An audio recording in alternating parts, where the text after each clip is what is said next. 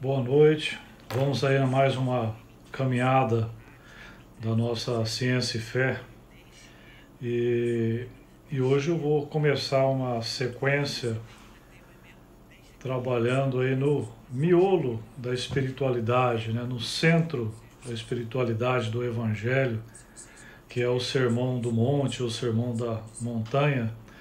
E farei aí várias lives aí sobre esse assunto, porque o Sermão da Montanha é considerado aí o centro espiritual do Evangelho de Jesus.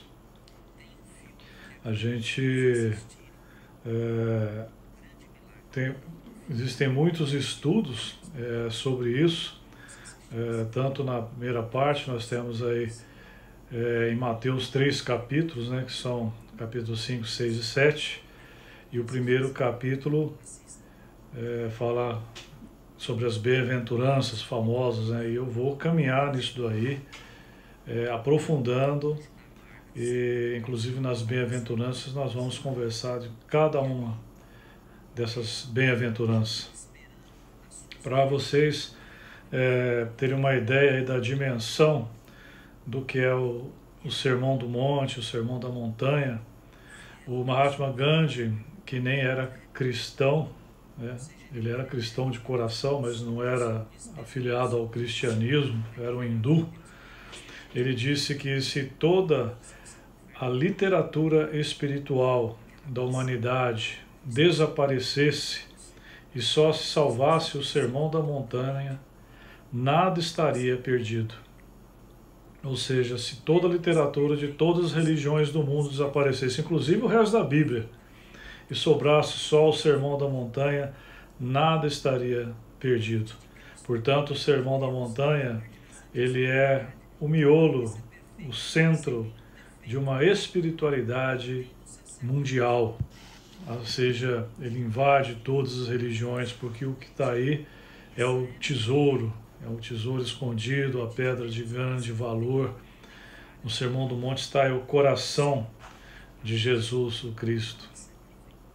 Interessante que o mesmo Mahatma Gandhi, ele dá um depoimento que fala assim: não conheço ninguém que tenha feito mais para a humanidade do que Jesus.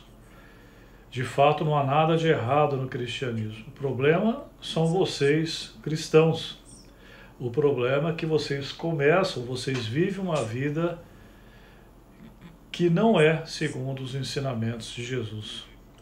Até tem uma passagem em que os cristãos, porque quando eles observam que o Gandhi, ele tem leva uma vida de cristão, eles convidam o Gandhi para ser cristão, né? E Gandhi fala assim: não,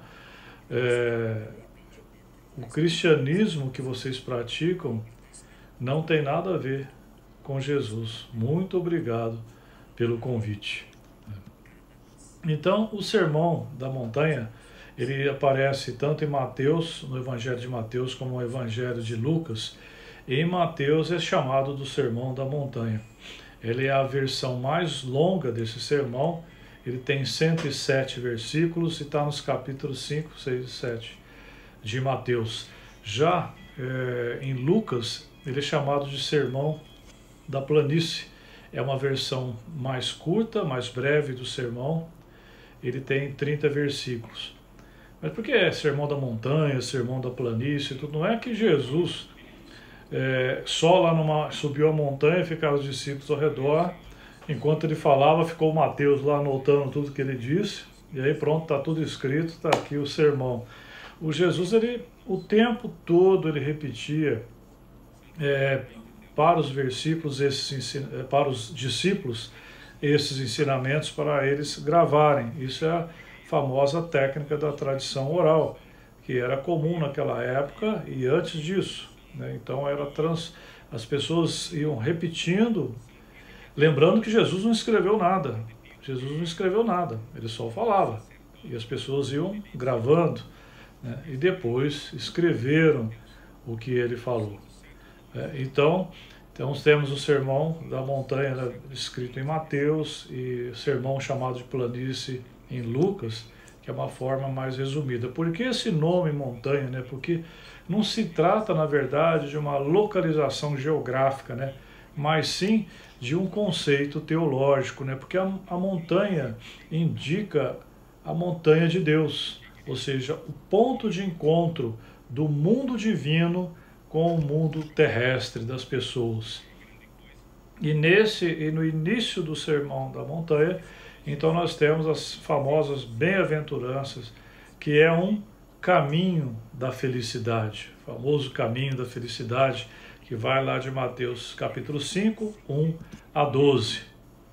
Existe uma palavra lá no grego koiné, que foi escrito no Novo Testamento, que é Macarios, em que significa bem-aventurados, significa também felizes ou abençoados. Então, dependendo da Bíblia que você for ler, está lá bem-aventurados, tem outros que são felizes, os pobres em espírito, ou então abençoados, os pobres de espírito.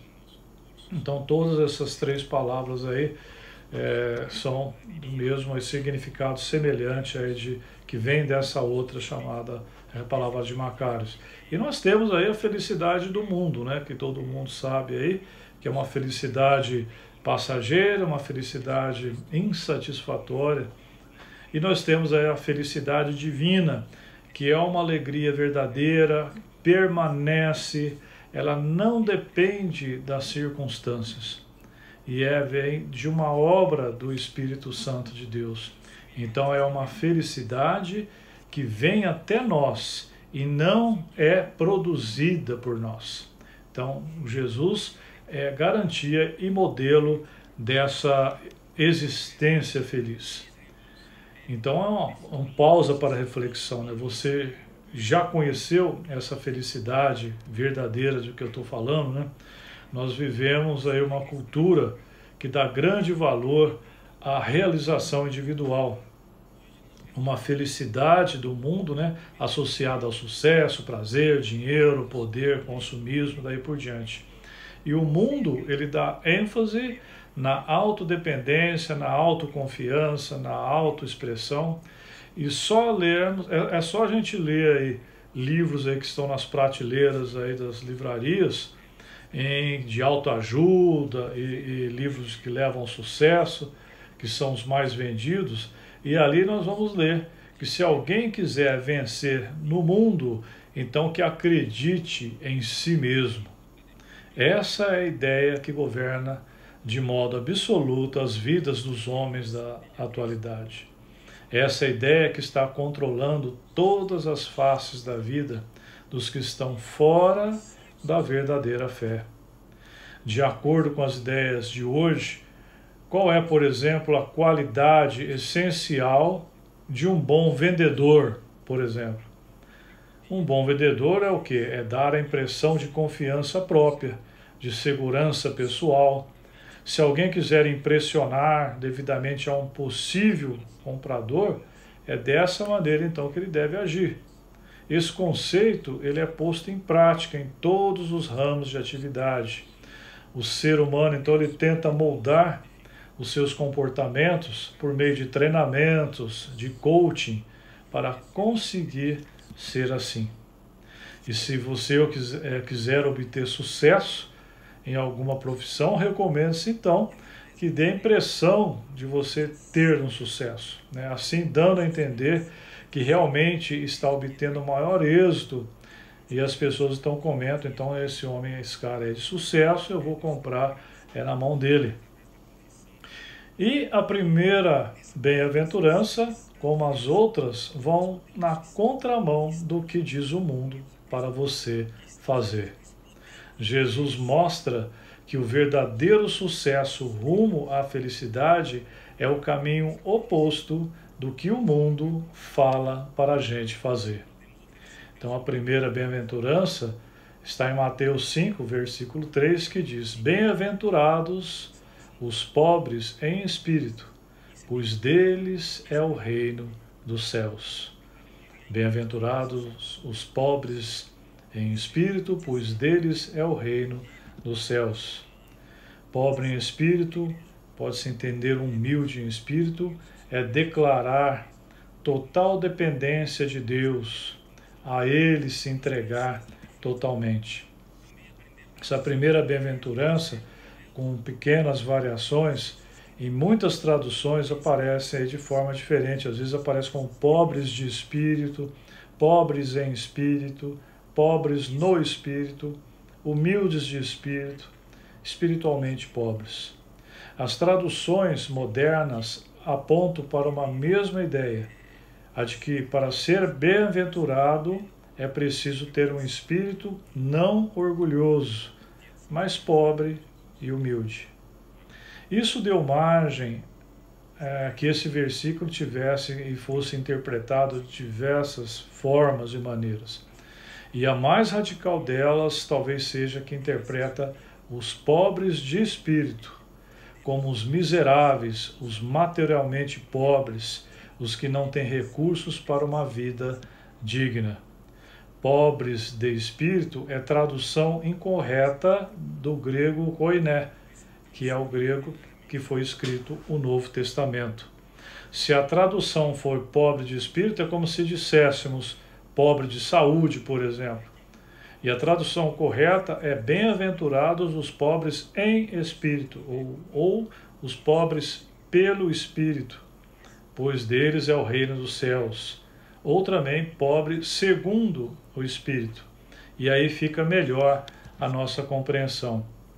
Nesse caso, a mensagem de Jesus se transforma significativamente.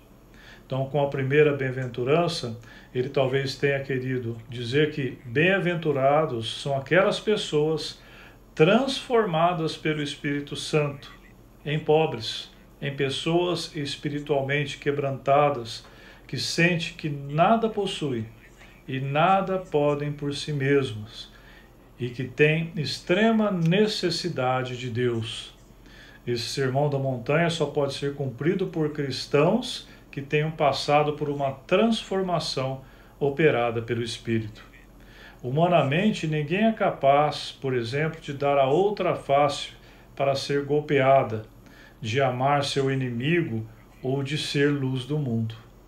Isso é próprio somente daqueles que sofrem a operação do Espírito em suas vidas. Necessariamente, essa é a primeira das bem-aventuranças, devido à excelente razão que ninguém pode entrar no reino de Deus, e também chamado reino dos céus, a menos que seja possuidor dessa qualidade. Só um parênteses aí, por que aparece reino dos céus, reino de Deus, né?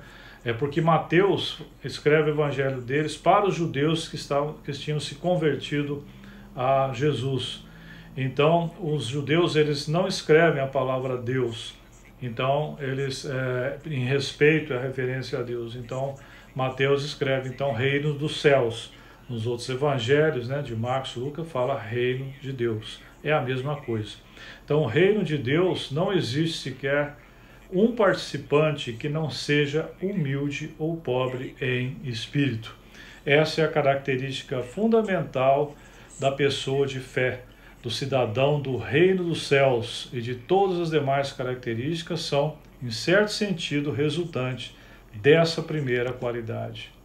Ela indica realmente um esvaziamento, ao passo que as demais bem-aventuranças apontam para uma plenitude. Não poderemos ser cheios enquanto não formos primeiramente esvaziados. Não se pode encher de vinho novo um odre cujo conteúdo ainda não tenha sido despejado. Essa é uma das afirmativas que nos fazem recordar que existe uma espécie de esvaziamento antes que possa haver um enchimento. O Evangelho sempre exibe essas duas faces. Há primeiro um esvaziamento, para depois ter um enchimento. Tirar do nosso coração tudo aquilo que nos prende ao mundo. E aí nós temos outra palavra do grego do Novo Testamento, que é kenosis, que significa um esvaziamento. Somos esvaziados de nós mesmos, a fim de sermos cheios de Jesus. Você deve ter lembrado das palavras ditas pelo idoso Simeão, quando o nosso Senhor e Salvador, então ele era apenas um bebê, e estava no braço desse Simeão, idoso, e assim declarou Simeão: eis que este é posto para a queda e elevação de muitos. O aniquilamento vem antes da elevação. Portanto, faz parte essencial do Evangelho o fato que a convicção de pecado sempre deve anteceder a conversão. Ou seja, nos quebrantarmos, nos esvaziarmos, nos tornarmos pequenos para nos tornarmos depois cheios de Cristo e desse amor de Deus. Então a primeira coisa que nós precisamos entender ao contemplar esse monte que nós queremos subir é que nós não podemos fazer isso sozinhos e que qualquer tentativa nessa direção vai servir somente de prova que nós ainda não compreendemos o espírito desse sermão. Essa bem-aventurança condena logo no início do Sermão do Monte a perspectiva que considera o sermão como um programa para o homem natural pôr imediatamente em ação, sem que tenha havido qualquer transformação em sua pessoa. Então não adianta eu querer cumprir metas, pegar lá essas bem-aventuranças, você vou cumprir essas metas, eu sendo assim, eu subirei esse monte, serei lá recebido por Deus. Não vai conseguir fazer isso sozinho. Então existem aqueles que dizem que este versículo deveria ter sido traduzido pela forma: bem-aventurados em espírito são os pobres. Olha só que interessante. E esses autores, parece que eles contam com determinada dose de apoio quando apelam para a passagem paralela, isto é, lá em Lucas 6:20, onde se lê: bem-aventurados vós, os pobres, e onde não se faz qualquer alusão aos humildes de espírito ou aos pobres de espírito, conforme dizem outras versões. Assim, considero as palavras dessa bem-aventurança um elogio à pobreza. E isso é um engano, isso aí é um grande erro. Nenhum lugar das Escrituras ensina que a pobreza seja algo tão bom assim. Um homem pobre não está mais próximo do reino dos céus do que um homem rico, se é que estamos falando deles como seres naturais, como seres humanos. Não há mérito e nem vantagem na pobreza. A pobreza serve de garantia, a pobreza não vai servir como garantia de espiritualidade.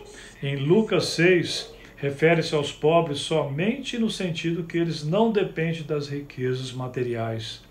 Essa é a atitude que ali é condenada, e essa dependência das riquezas materiais propriamente ditas.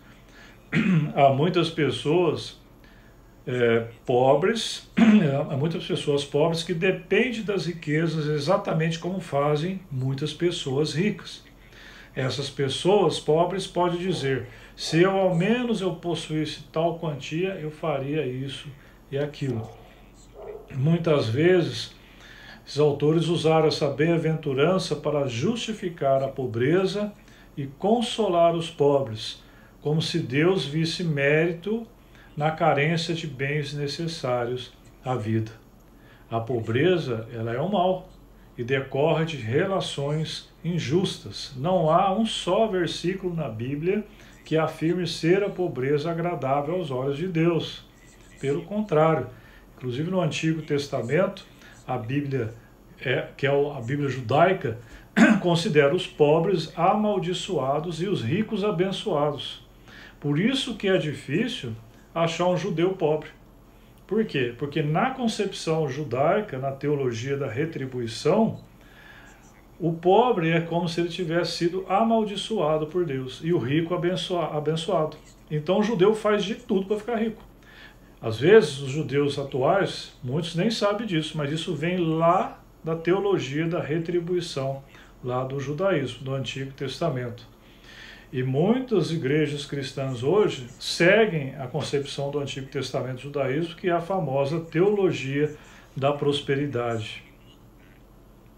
Joãozinho 30, o famoso arquiteto, né, da passarela da escola de samba do Rio de Janeiro, né, que era da escola de samba Beija-Flor, e ele revolucionou, né, o desfile das escolas de samba devido ao luxo, né, à grandiosidade, à beleza das fantasias, dos carros alegóricos que ele apresentava, né? E aí perguntaram para ele, né? Porque vindo lá essa escola de samba lá da Zona Norte, uma região muito simples, humilde lá do Rio de Janeiro, porque toda essa grandiosidade, né, esse luxo, né, que ele mostra, né? E aí Joãozinho 30 responde, né? Quem gosta de pobreza e miséria é intelectual e missionário, porque o povo e o pobre, ele gosta de luxo. O pobre, ele não gosta de pobreza, gosta de luxo. Sonha um dia se dar bem, ganhar dinheiro, ter melhores condições para a sua família, mais conforto, uma casa bonita, um carro da hora, etc. Entre aí dentro de uma casa, numa favela, e diz assim: bem-aventurados os pobres, né? Felizes os pobres, né? Você vai ver o que vai acontecer, né? Então, todo pobre, ele nutre a esperança de deixar a pobreza.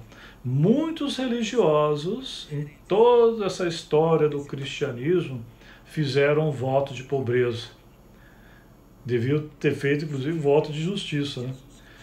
E muitas vezes é cômodo, às vezes, a pessoa viver despojadamente, né? Sendo que ele é de uma comunidade, né? Em que nada falta, né? Alimentação, roupa lavada, cama adequada, água corrente, etc. E aí é fácil ser pobre, né? Despojado. Mas o verdadeiro desapego não é eu simplesmente vender tudo que eu tenho e ser um pobre, né? E ir lá morar junto com os pobres, né? Porque daí agora eu vou ser mais evoluído espiritualmente. Não é assim o significado de forma alguma desse versículo. O verdadeiro abandono, o desapego, não consiste em algo exterior, mas sim em uma libertação interior do coração. O milionário, por exemplo, ele pode possuir externamente os seus milhões e estar internamente liberto deles. Um mendigo, por outro lado, não possui bens materiais e, no entanto, ele pode viver escravizado pelo desejo de os possuir. E, neste caso, ele é escravo daquilo que não possui. Assim como o milionário pode ser livre daquilo que ele possui. Então, o milionário pode possuir sem ser possuído. Portanto, ele está desapegado. O mendigo pode ser possuído pelaquilo que ele não possui e, portanto, ele ser apegado ao dinheiro, mesmo não tendo dinheiro. Essa libertação da escravidão material pela força espiritual supõe uma grande experiência e iluminação interna. Ninguém abandona algo que ele considera valioso sem que encontre algo mais valioso. Lógico, quem não encontrou o tesouro escondido e a pérola de grande valor do reino dos céus não pode abandonar os pseudo-tesouros e as pérolas falsas dos bens da terra. Já comentei isso outro dia.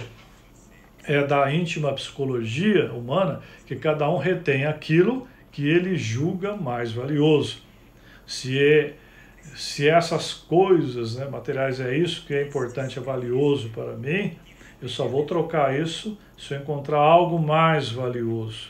É por isso que para a pessoa ter essa transformação de vida, essa mudança radical, né, ela tem que encontrar o tesouro escondido, que é Cristo. Onde está Cristo? Dentro de nós, né? E enquanto não encontrar isso daí, eu vou continuar com os meus tesouros que eu acho importantes, que são os ídolos da minha vida, né? Jesus viveu em permanente conflito com os fariseus, os religiosos da época, porque viam um Deus como um contador que anotava cada crédito e débito de cada um.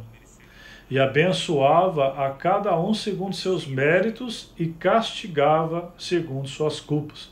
É o famoso Deus castiga. Esse Deus castiga é o Deus lá do Antigo Testamento. Esse é o Deus da causa e efeito, lá do Antigo Testamento, ainda muito cultuado hoje na cristandade, né? E esse Deus está muito longe do Deus revelado de Jesus.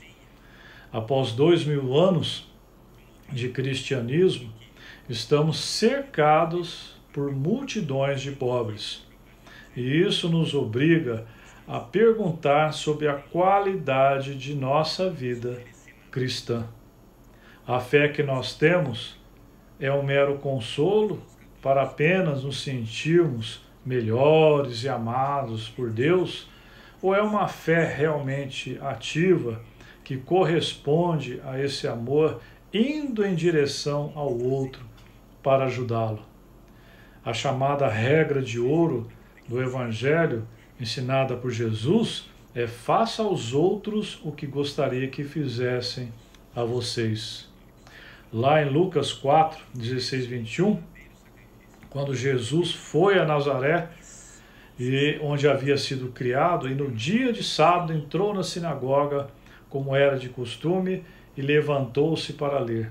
Foi-lhe entregue o livro do profeta Isaías, abriu, encontrou o lugar onde estava escrito assim: o Espírito do Senhor está sobre mim, porque ele me ungiu para pregar boas novas aos pobres. Ele me enviou para proclamar liberdade aos presos e recuperação da vista aos cegos, para libertar os oprimidos e proclamar o ano da graça do Senhor. Então ele fechou o livro, devolveu ao assistente e assentou-se. Na sinagoga, todos tinham os olhos fitos nele, e ele começou a dizer-lhes: hoje se cumpriu a escritura que vocês acabaram de ouvir.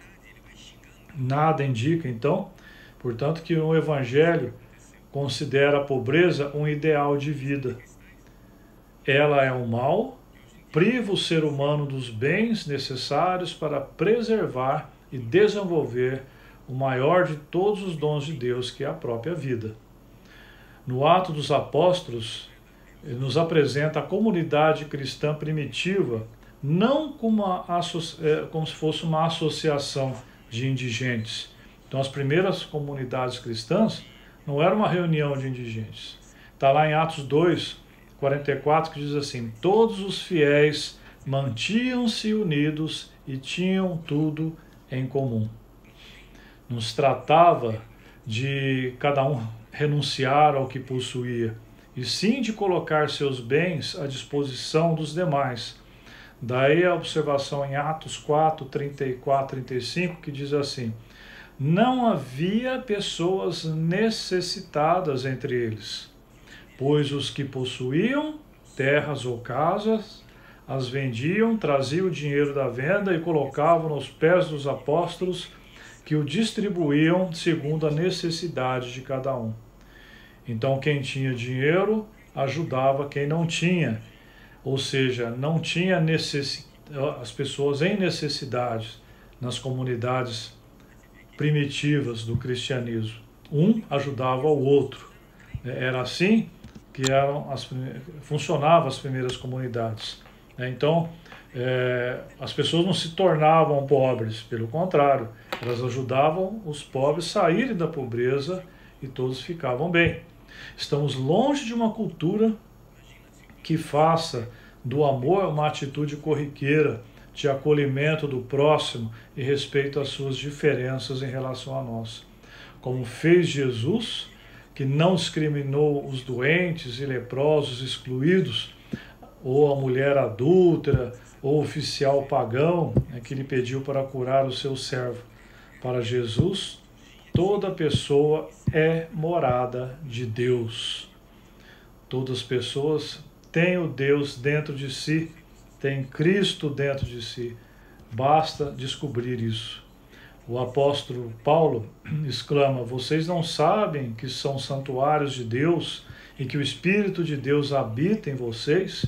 Está lá em 1 Coríntios 3,16. Amar é ir além da fé, que enxerga no outro a presença de Deus. É dar-se ao outro, pelo simples fato dele ser o outro.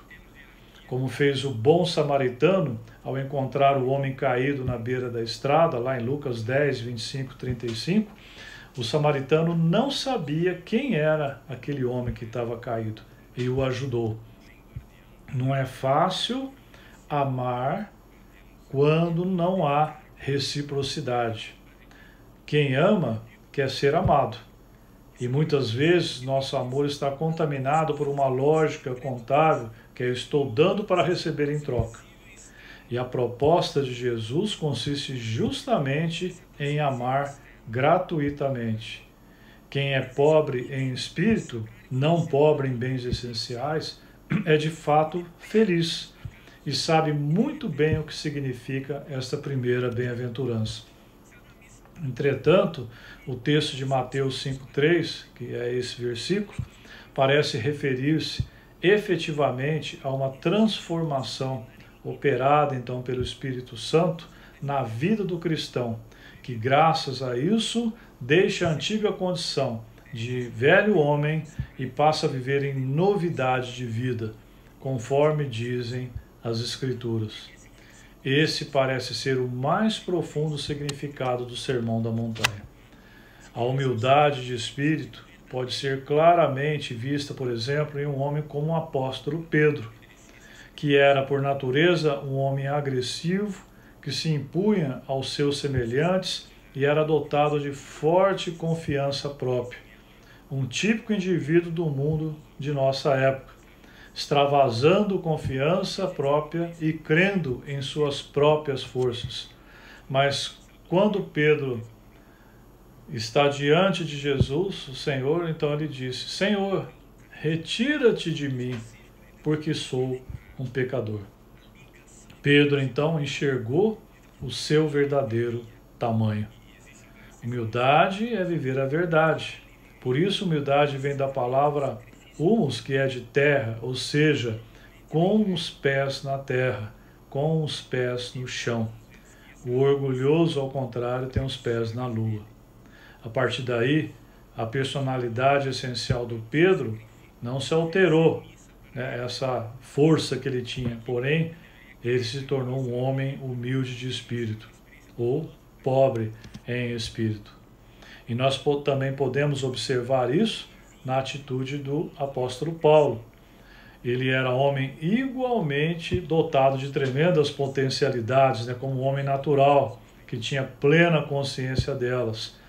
Entretanto, quando lemos as suas epístolas, damos-nos conta de que sua grande luta, até o fim dos seus dias, foi a luta contra o orgulho pessoal. Por essa razão, ele continuava usando o vocabulário jactar-se, né, que significa vangloriar-se. Qualquer pessoa dotada de grandes potencialidades geralmente toma consciência das mesmas, à semelhança de Paulo. Tal pessoa sabe que pode realizar grandes feitos. Paulo nos diz isso no grande terceiro capítulo de sua epístola aos Filipenses, onde ele se reporta à sua anterior confiança na carne. Porém, depois que viu o Senhor ressurreto na estrada de Damasco, quando ele dá de cara com Cristo, tudo mais se transforma em pura perda. No entanto, esse homem de grandes capacidades apareceu em Corinto, uma comunidade dele, como ele diz, em fraqueza, temor e grande tremor. Um homem transformado em pobre ou humilde em espírito. Ser humilde de espírito é sentir que nada somos, que nada temos e também que olhamos para Deus em total submissão a Ele, dependendo dele inteiramente. O oposto do humilde ou pobre em espírito é o orgulhoso, que é o famoso na Bíblia chamado de coração endurecido. Lá em Tiago 4, versículo 6, diz que Deus se opõe aos orgulhosos, mas concede graça aos humildes. Então, o orgulhoso, enquanto ele não se esvaziar desse orgulho, ele não vai conseguir se levantar e ser preenchido por Deus. Ser pobre em espírito é ter consciência da própria miserabilidade espiritual em que se encontra. É ter completamente dependente, ou seja, é ser completamente dependente da graça, da misericórdia e do amor de Deus para a sua salvação. Ser humilde, lembrando, é viver a verdade. A primeira bem-aventurança contém a atitude fundamental necessária para pertencer ao reino de Deus, a atitude da receptividade. Eu preciso me esvaziar para poder receber a Deus. Com menos de nós, há mais de Deus.